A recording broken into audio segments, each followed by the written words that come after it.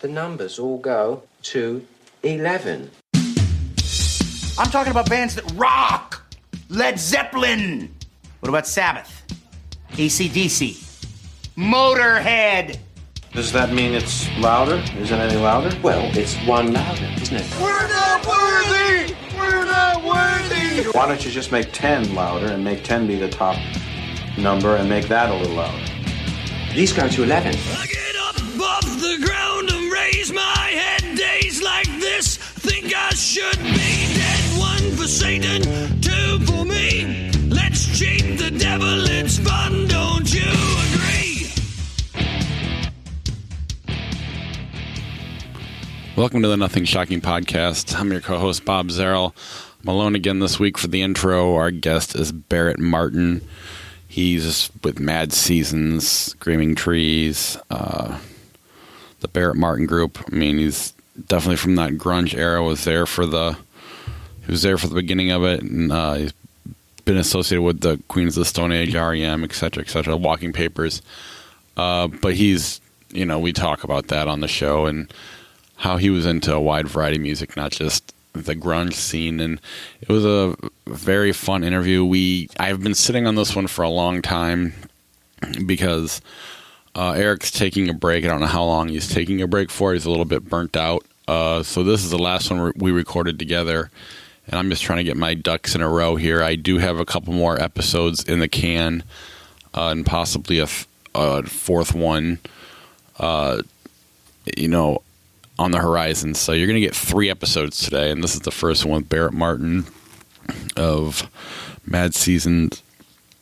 And before we get to that, I want to tell you where you can find us. We're at zpnetwork.com. We're at zoixonline.com, the Nothing Shocking Podcast community fan page. And there's also the Quad Cities Rock and Roll Junkies interest group. We're on Twitter. Our handle is NoShockPod. There you can see who's upcoming guests are going to be, and any news I might update on there as well. We are on Libsyn, which means we're on Apple Podcasts, Google Podcasts, Spotify, Alexa, Stitcher, all your podcatchers. That's where you can listen to the show. If you could rate and review the show, that would be amazing. If you have guests that you want to see on the show, go to our Facebook page or Twitter handle and send us some tweets and messages letting us know who you want to see on the show.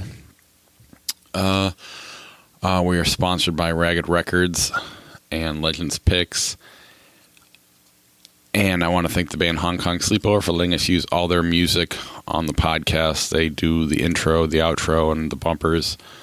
And they got a show coming up in Macomb, December 14th, I want to say. I'm going to look it up real quick here while I'm talking to you. It's a charity event that they've been, I think this is the second annual one. It's called Music for Kids. Let me see, my internet is not being kind to me. Of course, right when I'm in the middle of the episode, it has to do this.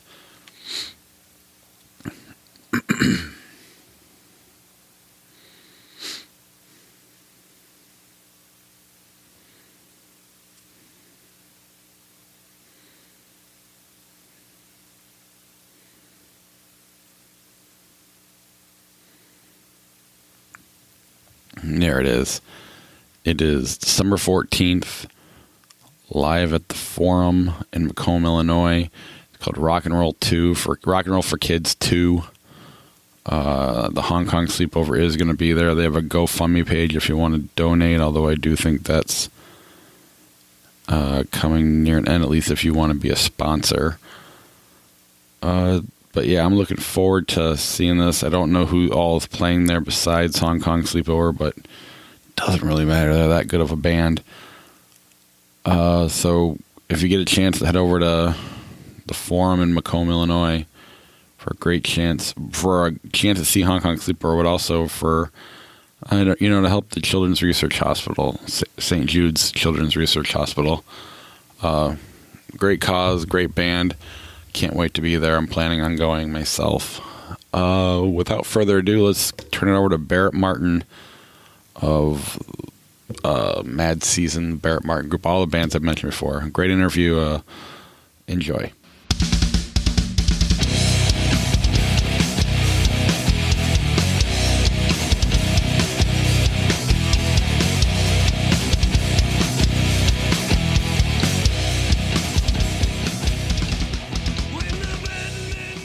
Hello, Barrett. Hello. All right. Are you- I am parked and I'm in a good spot, so I'm ready to go. Fantastic. I would like to introduce you to my co-host, Bob Zerl. Hello, how are you? Hey, Bob, how are you? I'm good. Well, first of all, I want to thank you for all the correspondence that we've had over the last week or two to get this all set up. So we are really pleased and happy to have you on the podcast. Well, thank you. I'm honored to be invited. Well, fantastic. Well, I guess, to kind of start everything off here is that this past year you've released your second book, The Way of the Zen Cowboy. Can you give us some origins of this novel and how it all came about for you? Yeah, well, it's not really a novel. It's a book of short stories, like nonfiction, stories from my life. But it's sort of a continuation of my first book, The Singing Earth. And when I wrote that book, I had all these stories about not just, touring in a rock band and doing that whole thing, but also traveling around the world and all the really incredible people and cultures and music that I encountered. And so the first book was really about the musical and cultural side. And then I just had all of these stories left over that were, some of them were very personal and went all the way back to my childhood and up through, the relative present. And I just kind of wanted to write a book that was about growing up as an American man and seeing the world and what it meant to become, at this point, a middle-aged adult who's 52 years old. And I just kind of wanted to write stories about that and impart some wisdom that I learned from people like my grandfather, who was a World War II veteran, and a couple of mentors that I had that were both, they were actually Vietnam-era Special Forces warriors. And I worked for them and learned a lot from them about life and living true to the nature of the human soul. And so I honor them in this book, through these stories. Some of the stories are mine, some of them are theirs, or there's where we were kind of working together, or they were teaching me things. So it's sort of a tribute to the older men that mentored me throughout my life.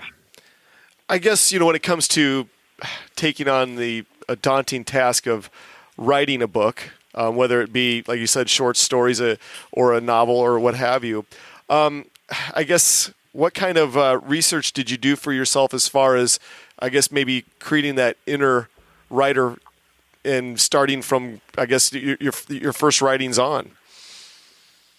Well, it's funny. I always had this thing, going all the way back to like grade school and, high school, where you have to write essays and, those creative writing classes we've all had to take. Mm-hmm. And so I kind of had a thing for writing. I like the idea of telling a story. And more important than that, I love hearing a good story. I really love to listen to somebody tell a good story. It's just one of the greatest things in life. And so when I went, after the Screaming Trees broke up and I was kind of not in a rock band anymore, I went back to school and I finished my undergraduate and my master's degree, and I was actually working on a PhD, but I just haven't finished it yet. And I did so much research about music, and I was studying anthropology and musicology simultaneously. So I was studying music and I was studying culture. And so when I wrote my first book, I had hundreds and hundreds of pages of writing from all this research I had done. But of course, when you're writing a book, you want people to actually read the book and enjoy the book, and you don't want to publish a research book, unless you're a scientist, I guess. So I had to rewrite all these stories that I had about music around the world and take them from being research papers to being, real storytelling. So in a lot of ways, that first book was the most difficult because I had to go from academic writing to storytelling writing. And so when I wrote the second book, I had my voice figured out, how I wanted the reader to hear me, Mm-hmm. I should actually add that I'm currently recording the audio books of both of those books. So now I'm now, not only have I written and published them, but now I'm reading them, and then those will come out probably later this year or early next year. How difficult is the audiobook? I mean, you've been in the studio for other things, but it seems like that just, I mean, I listen to them. I'm listening to it right now, the Stephen King book, and it just seems so hard to sit there and read and, you know, without being boring. You know, that seems really difficult to me. Right. What is it like for you? Well, what I've learned is that a lot of people, I mean, it's kind of funny, you know, technology has taken us from, you know, the first printing press to, you know, digitally printing books, printing them on demand, ebooks, Kindle, all of that stuff. And then it turns out the most popular thing right now are audiobooks, where people just, like, maybe when they're driving to work or when they get home and they're cooking dinner and they want to listen to something, but they don't want to sit there and read and the time that it takes to sit and read a book. So audiobooks are now the biggest form of writing. That's what people are. That's what they're listening to rather than sitting there and reading. And so what I do is, I mean, I have a studio in my house, and I just kind of stand there and read different chapters. And I read them until I get it just right, you know, because there's this whole thing where you have to speak slow enough that it doesn't sound rushed. But, you know, ultimately you're reading hundreds of pages, so you kind of got to keep the pace going. And we're kind of experimenting a little bit with my particular audiobooks, where we're adding music in there, because a lot of the stories actually have a soundtrack to go with it, and both books have a soundtrack that you can download. So we're peppering music in between the stories, so it gives the listener a kind of you know, a audible soundtrack to go with the storytelling. That's very neat. You know, you're talking about, you know, other cultures and musical cultures, and, you know, a lot of artists, when they, you know, they see the world, they're really just seeing hotel rooms and arenas and not, or clubs, and they're not taking the time to see the world. Was that something that you had to learn, or is that something you did from Jump Street? Well, it's true what they say about being in a rock band. You'll just see a lot of hotel rooms and the insides of tour buses and backstages and truck stops and a whole lot of anything else, unless you get a day off and you happen to be in a place where you can, you know, go see something. But I learned pretty early on, and I think it's probably because I started out on an independent label, and we were touring in a van, and so we had to drive ourselves everywhere that we went. And so we'd be leaving Seattle, and we'd be sort of like, okay, well, we have to get to Salt Lake City. That's our first show. So we would, you know, go a generally direct route, but maybe we would hit a couple of national parks on the way. And anytime we had a day off and we could route ourselves to where we could go see, you know, like a great historic landmark or go visit some cool little town that we heard about, we would do that. So I started that way, and then when I was in bigger bands like Screaming Trees and a couple other bands that I played with, where we were in a tour bus and there wasn't a lot of time off, then I would always go out of my way to kind of make a little trip at the end of the tour. But really what happened was I always did kind of have that travel bug, and so when I started traveling and going to South America, West Africa, and Australia, New Zealand, the Amazon rainforest, I started doing these trips to learn about music and to learn about people. And I that's really the honest truth. I didn't have any agenda. I wasn't even going there to like work or record music. I was just going there to take a trip and, you know, see something. That travel bug really bit me, and I realized really how small the world is, but how incredibly diverse it is too. I mean, on the one hand, the world is gigantic. You know, there's just so many different cultures and different forms of music and different forms of spiritual expression. But on the other hand, you know, when you see it from that kind of global perspective, you realize how really connected and very small everything is. Right. I kind of wanted to change gears on you just for a little bit here. I know this past year you've also released your first double LP, Songs from the Firebird. Can you give us a little bit more about this double LP? Is there a story behind it? Yes. Well, it's funny. As I was writing the second book, The Way of the Zen Cowboy, I was also composing music. I mean, I'm always writing music. It's sort of, I've got a little method where, not necessarily every day, but, every few days I'm working on a new song idea and I make little demos. And then when I have enough good ones and I think I'm ready to make an album, then I get my band together and I call my engineer and we meet in the studio and we start working. And so it takes a long time to write a book. But for whatever reason, I kind of had this schedule going where I was writing at night and during the day I was recording. And the stories for the book and the songs for the album were sort of developing at the same time. And I realized that they were kind of influencing each other because ultimately it's coming out of the same mind. And so I had the idea that maybe the songs were actually kind of the soundtrack for the book and the stories of the book were kind of inspiring the themes of the songs. Although I'm not a lyricist, so I didn't write words for the songs. They're instrumental, but the song titles kind of allude to these stories. So when I was completing both of them, which was about at the same time, I started to pepper the stories with the song titles, kind of hiding them in there in like little sentences and little phrases so that the person reading the book would go, oh, there's that. I recognize that. That's the name of that song.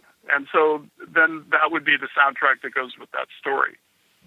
So, I mean, it was a major effort. I worked on this. It was a couple of years of just kind of constant writing, rewriting, doing demos, recording basic tracks, recording overdubs, listening to it, just kind of letting all the flavors marry together. Because I sort of believe that if you're going to do any kind of creative work, you should do it incredibly thoroughly and to the best of your ability, and you shouldn't rush it. It's going to get done when it's done. And so it finally came out in, I guess it was May. So it's just been out for a few months now at this point. As far as the end product, when you are creating an album and such for this double album, when it's done, when the product is actually done, how satisfied are you with the end product? And when you listen back to it, do you ever have those moments of, if I could go back and change that, I would, or are you just not like that at all? Well, it's funny with first editions, there's always mistakes in every book ever published, even by major publishers. There's always like a little grammatical or punctuation mistake somewhere. And so I went back. I'm actually in the process of doing it right now because I'm recording the audio part of it. Is I find little like turns of a phrase or a little, grammatical error. I actually, in both books, I made little numerical errors about things. Like I said a year, and I got the year totally wrong by about 200 years. But it was kind of an innocent mistake because, like, depending on how you look at the history, it's either this year or it's the other year. And I decided to opt for the other year, and so like I made that change, and I got a quote slightly wrong. I mean, I'm pretty thorough about this stuff because, at one point, I was actually a music professor, and you have to be real careful that you make sure you really get everything exactly right. But, this is life. You can't get everything exactly right. You're going to make mistakes. There's going to be errors. But as far as, the musical statements and the stories themselves, I totally believe in them and stand behind them. I think you just have to look at it like, well, it's a piece of art. It represents a certain period of time in my life as a musician and as a writer, and that's what it is. And the hope is that I just get better at it, like any artist would say that they just want to get better at what they're doing. And in order to get there, you have to create a product, a piece of art, a piece of music, a book, a film, and you have to put it out to the world. And then you learn so much from the mistakes that you make. That's actually how you evolve, is from the mistakes. You've said that you're not a lyricist, but with you writing books now, do you ever see yourself in the future challenging yourself to become a lyricist when it comes to making new albums and new music? Well, I think the funny side of that is that, I mean, a long time ago when we were working on a Screaming Trees record, I helped Mark Lanigan with a couple lyrics just because he asked me, what would rhyme with this? And I just came up with a couple little things. That's about the extent of my lyric writing. But I can really, like if I'm at a dinner party or somebody's barbecue, which I was this last weekend, somebody asks me something, I'll start telling a story, and I can just sort of, really spin a yarn. And for some reason, it's easier for me to do that. But great songwriters are they're poets, and a great poet gets to the point pretty quick. Mm-hmm. It's like that thing about country music, 3 chords and the truth. That's why those songs are so good and so catchy, is because whoever writes the lyrics knows that they have to tell the story in about 3 verses, not much more than that. And they have to be very brief, but yet highly poetic. And that's just not the form that I'm best at. I'm pretty good at a short story, but poems, not so much.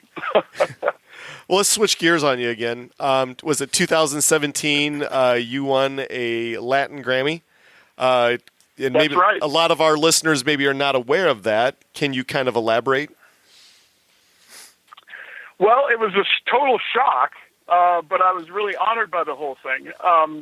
I've played on a lot of records for other people that were, really big records, like big rock bands and records that were very successful. But I wasn't in the band. I was just like a side man, playing drums, playing percussion. But in the case of this record that won the Latin Grammy, I was asked to go to Brazil and not only play drums and percussion and all the stuff I usually do, but actually produce the album. And it's an artist named Nando Reis, who is actually an incredible poet. He writes and sings in the Portuguese language, and Portuguese is an incredible language for poetry. It's really, really beautiful because they have words for things that we don't have in the English language. Mm-hmm. And I've worked with Nando since 1999 or 2000. I can't remember exactly when we first started working together. So I've been to Brazil many times, and Nando has come to Seattle to record.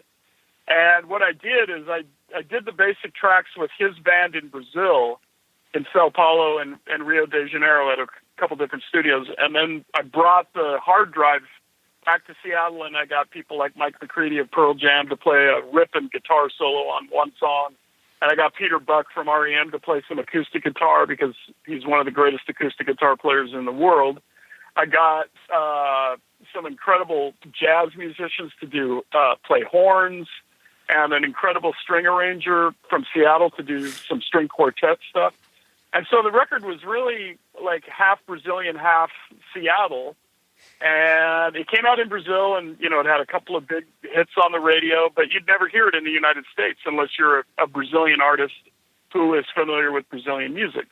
And we submitted it to the Latin Grammys, which was kind of a complicated process, but we just went ahead and sent it in, filled out the paperwork and all that. And then one day I got a phone call that we got nominated.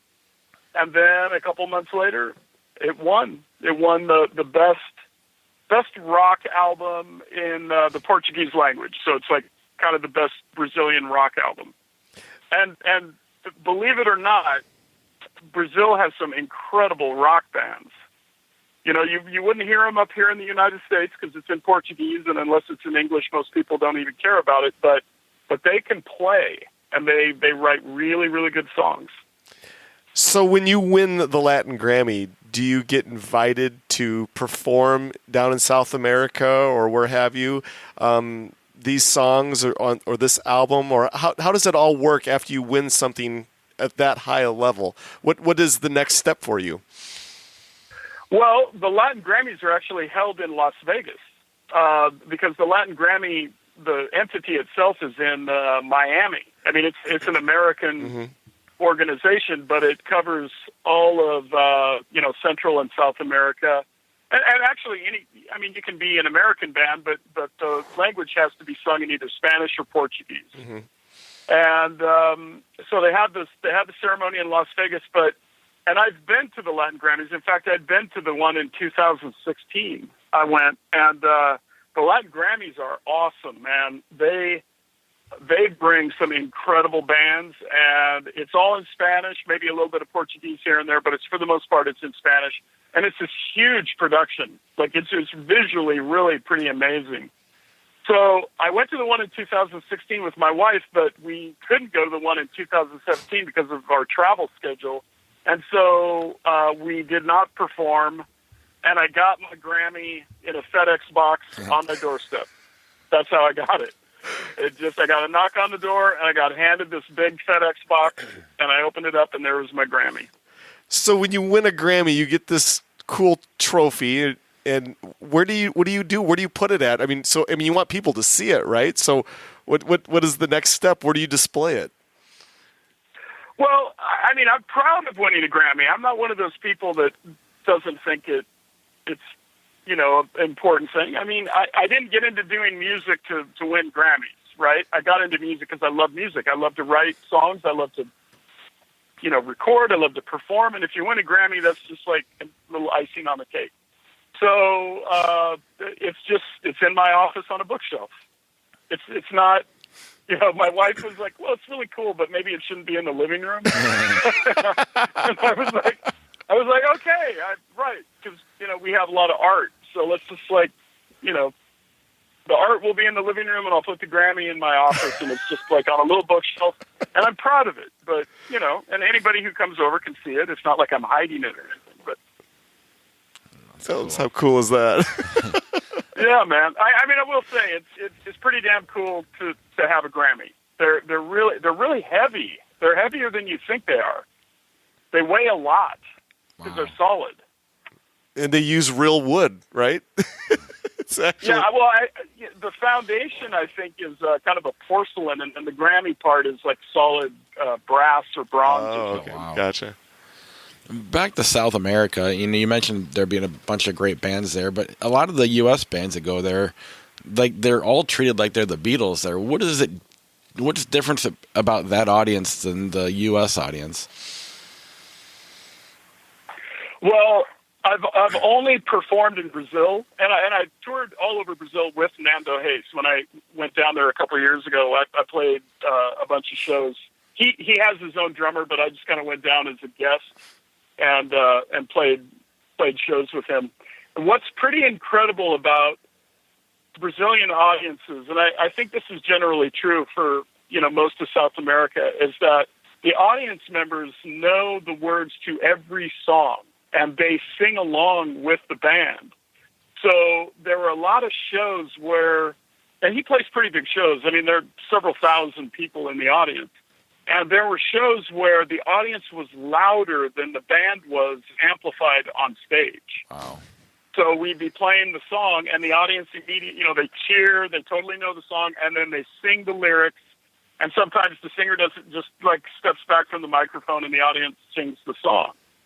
So it's a really beautiful thing to experience, and you realize that music means a lot to those people. Like, it's really in their hearts. I mean, not that we don't have that in the United States, but I've never seen it in the United States like I've seen it in South America. It's a very different phenomenon. I think it's because, in general, in the Latin American countries, they revere their songwriters and their poets. Because they're seen as the voices of the people. And so their words and their poems are really sacred. And I think that some American artists have that same stature. People like Bruce Springsteen and Beyonce, people like that have really, really, huge followings, and they know the lyrics to every song. But it is a different phenomenon in South America. I wanted to ask you about the Barrett Martin Group. It's a diverse group of musicians. Can you tell us about more about how you selected the artists to join this group? Because it's really an eclectic group of artists that you play with in the Barrett Martin Group. Yeah. Well, the band has been going since 2004. And what I do is, it's a revolving cast of players. I mean, I sort of have my main people that I really try to get them every time I can. But, they have their own careers. They play, a lot of them have their own, some of them have jazz groups. Some of them are leading sort of like rock bands or they play in other rock bands. But I got pretty lucky on the new album because I got the best jazz musicians in Seattle, and I got my favorite rock musicians like Kim Thayil of Soundgarden, Peter Buck of REM, Wayne Horvitz, who is, you may not have heard of him, but he's a jazz legend who has done not just jazz, but really cool experimental and electronic music. And then all the other jazz guys in Seattle. And when I'm putting a band together, I know the sound I want to get depending on the type of album I'm going to make or depending on the song. And so I just kind of pick the best guys that are going to bring out that song. And what I found is that I have a really good intuition about people, and I can put together musicians that are maybe from totally different backgrounds and different musical influences, but they'll have this amazing chemistry. So, Kim Thayil of Soundgarden, Soundgarden is one of my favorite bands of all time. And I even got to audition for Soundgarden at one point, which is sort of like a little private story of like me getting to play with Soundgarden. And it was really incredible to play Soundgarden songs, to be the drummer playing Soundgarden songs.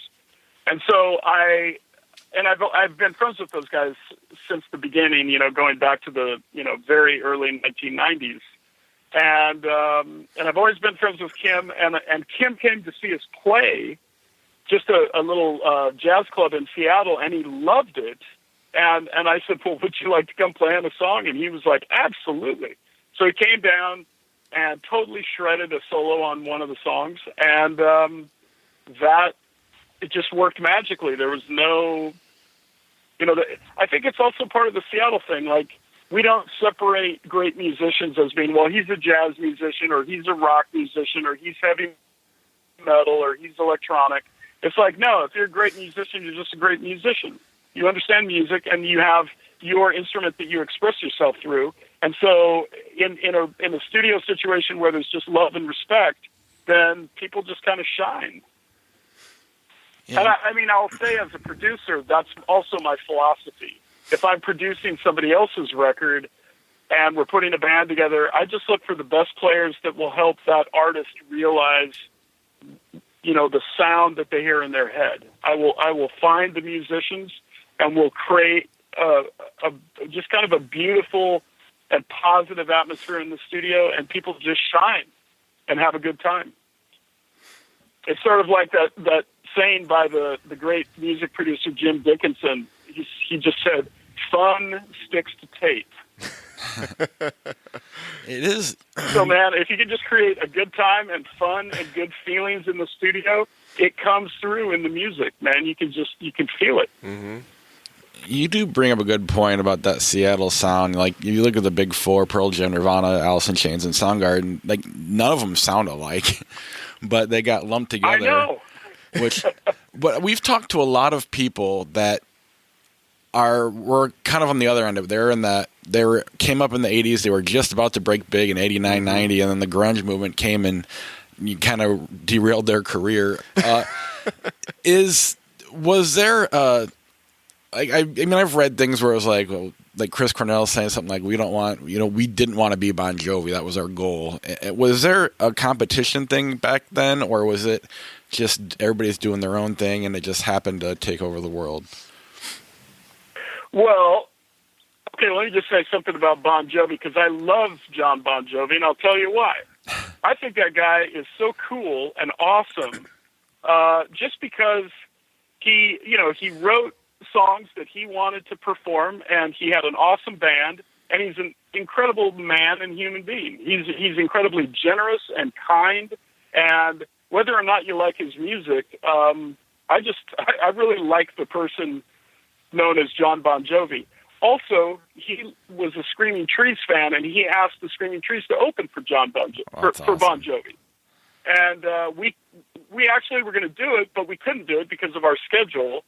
So I never really thought that there was too much of the. I mean, yes, there is a separation between bands of the '80s and bands of the '90s, of course.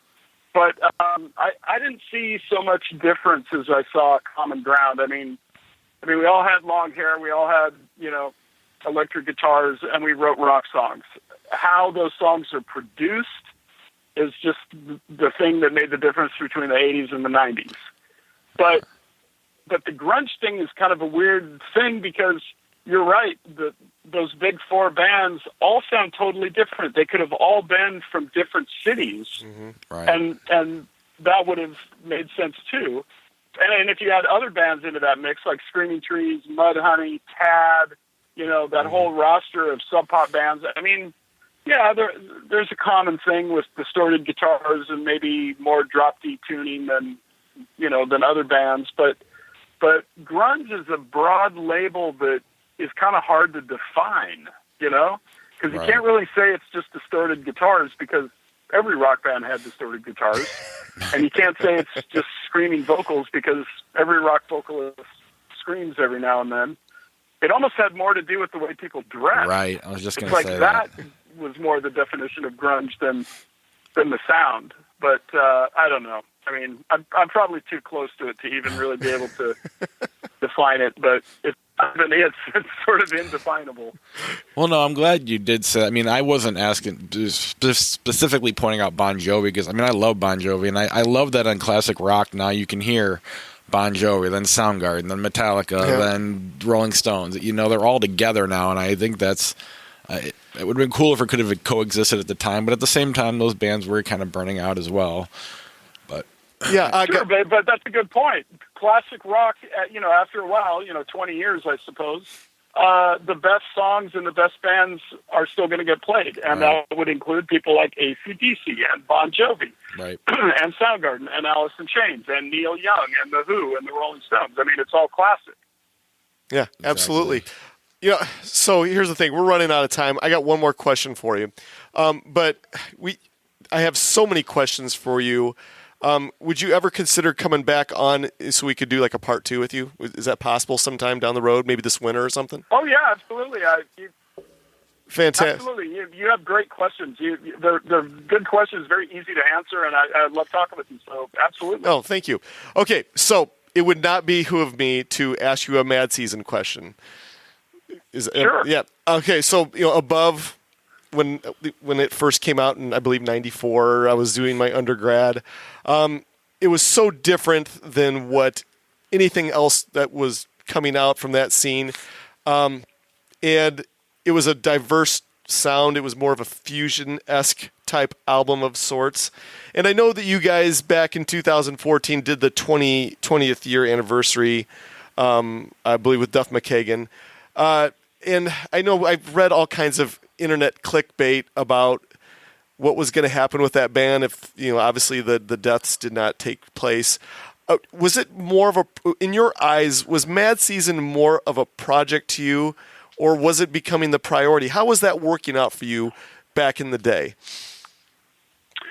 Well, Mad Season, I think the reason why that band was so powerful, and I'll kind of make my answer be like the first version of Mad Season and then the sort of tribute thing we did with Chris Cornell. In the first part of Mad Season, when Mike McCready called me and Lane and Baker and the four of us got together to write those songs, it was just a beautiful expression of brotherhood and real love between us because we'd all come up together. I mean, Baker came from Chicago, actually, from where you guys are. Mm-hmm.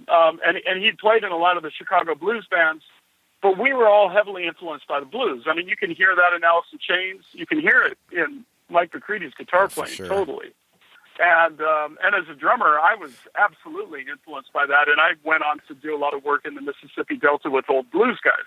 So Mad Season had this very earthy, organic, bluesy quality to it. And I've said in interviews in the past, I just kind of say it was the heaviest blues band to ever come out of Seattle. Like, that's what it was. It was a blues band that was expressing this thing that we had all been through. You know, we were so young. We were only, you know, I think I was only 25 or 26. Mike and I are exactly the same, or Lane and I are exactly the same age, and McCready's like 1 year older. So we'd all been through this intense thing with Seattle music. You know, we'd seen all the drug abuse, you know, I don't know how to say it except that it was just like this, like living life to the absolute fullest, so fast and so quickly, but then, you know, seeing the ramifications of that, you know, which were things like the death of Kurt Cobain and a lot of other people that you have never heard of because they weren't famous, right, and they didn't make the headlines, but they also died of drug overdoses. And how quickly young people can destroy their lives if they're not careful. And so we made that record, and Lane channeled something from the great beyond, and I don't know how he did it, except that guy was an incredible talent and a poet to the highest degree. And he was able to tell these stories and write this poetry and put it to music, the music that me and Mike and Baker were writing. And he just pulled it together, and it just became this electric, magical thing. But that being said, it was always a side project because we all knew Lane was going to go back to Alice in Chains, Mike was going to go back to Pearl Jam, and I was going to go back to the Screaming Trees. And Baker went on to play with some really cool bands on his own. So, and then, you know, as we know, ultimately came the death of Baker and then the death of Lane. So when we did the reunion with Chris Cornell, we were celebrating the album. We brought Mark Lanigan to, you know, sing those B-sides that had never been finished. Mm-hmm. And he wrote his lyrics as a tribute to Lane. And that show at the one that we did in 2000, I think it was actually the beginning of 2015. I think it was January of 2015. That show was just about as incredible as the one we did at the Moore Theater in 1995, the Live at the Moore Theater. Because Chris Cornell also knew that story, and he knew Lane, and he had been through this with Andrew Wood from Mother Love Bone. Mm-hmm. So there was this real power in the room. And Duff McKagan is an old friend of mine, and, you know, and that was my call. I was like, Duff's got to be the bass player. And Duff, you know, stepped right into it and was perfect. And we, I felt like we really honored the memories of Lane and Andrew Wood and Kurt Cobain and everybody else that left this world too soon. And I feel like that's what that band was about. It's about acknowledgement and respect, and guys that were really young and learned a lot of wisdom the hard way. That is a fantastic story. Wow. I wasn't expecting that. Fantastic. Well, we're kind of out of our allotted time. Like I said, how would you feel if I sent you an email, maybe late fall, early winter, something like that, so we can set something like a Barrett Martin Part 2? Because we have so many questions to ask you, and we don't want to be redundant. We don't want to ask you questions that you've answered a million times. We want to be kind of creative and, you know, to ask you more questions about Screaming Trees and Skin Yard and things like that. Sure, absolutely, man. I'll totally be around this winter. I'm just going to be in my studio working on a couple projects, and I'll be happy to talk again. Oh, fantastic. You have good questions. I'll look forward to it. Well, thank you so much. Well, before we let you go, is there anything that you would like to plug or promote? I don't know. I mean, we kind of talked about my book and my album, and I don't. To be honest, I'm not real good at self-promotion. So I'll just, you know, I like to tell a good story. So think up some good questions for the next time, and I promise I'll I'll come back with some good stories. Oh, fantastic. Well, this is how it's going to work. We have about 4 episodes ahead of yours. So we're looking at about 4 to 5 weeks to release this episode. And when we do, I will send you the link, an email, and then we can start kind of talking about maybe setting up a second episode with you. How about that? That'd be great. Hey. When you have the podcast link set up, email it to me, and I'll post it on the Mad Season and the Screaming Trees, and of course my own social, like Facebook and all that stuff. I'll put it out into the world. Oh, thank you so much. Yeah, and we will definitely do that. That's fantastic. So this is what will happen. I will contact you in about 4 to 5 weeks, and we'll give you the link, and then we'll correspond for something later on this winter. That sounds great. Hey, Barrett, thank you so much. Thank you, Bill. And tell me your partner's name one more time. It's Bob and Eric. Oh, Bob and Eric. I'm sorry. I totally No problem. All right, Bob and Eric. Thank you. All right, take care. Have a good night. Good night. Okay, guys. See ya. Bye-bye. Bye.